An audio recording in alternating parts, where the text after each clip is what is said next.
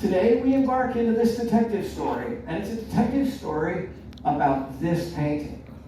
This is a rather mundane painting when you first look at it. Now I'm hoping that a few of you who were with us yesterday are starting to look a little bit, what's going on there? What do I see?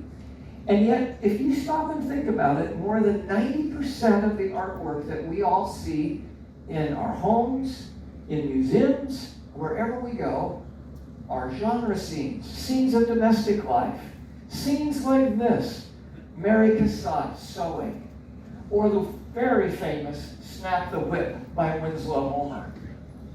Those are the kinds of paintings we see. The Mona Lisas, the Jacques David Napoleons, or the Van Gogh flowers. So rare. And in most of life we see and live with genre paintings.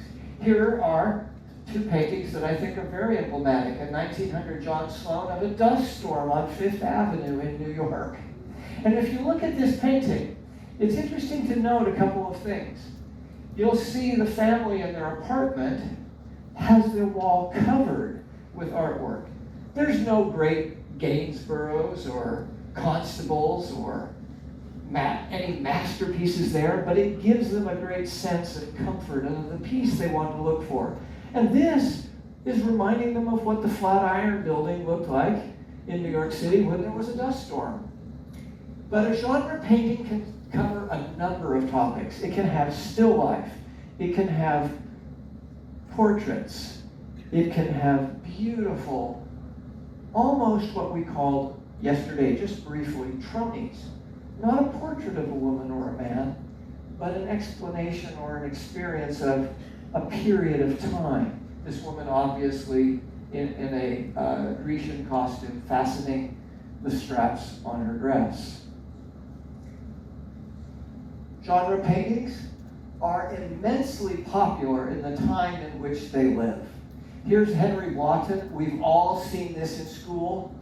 Pilgrims Going to Church, or Henry Moser's Pilgrim's Grace.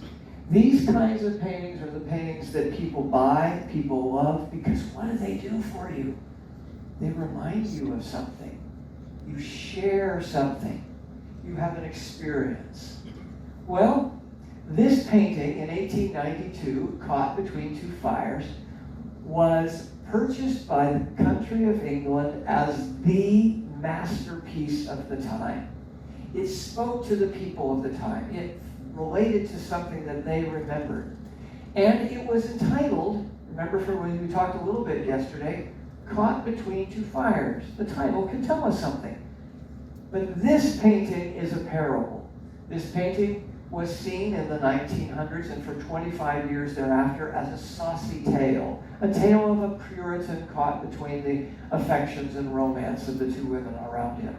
And for 131 years since then, nothing else was found about it. Until my wife and I, doing some study in Millet genre paintings, were at the Tate Museum in England, in London. And working with the German art handler, Christine, my wife, and she were puzzling over this.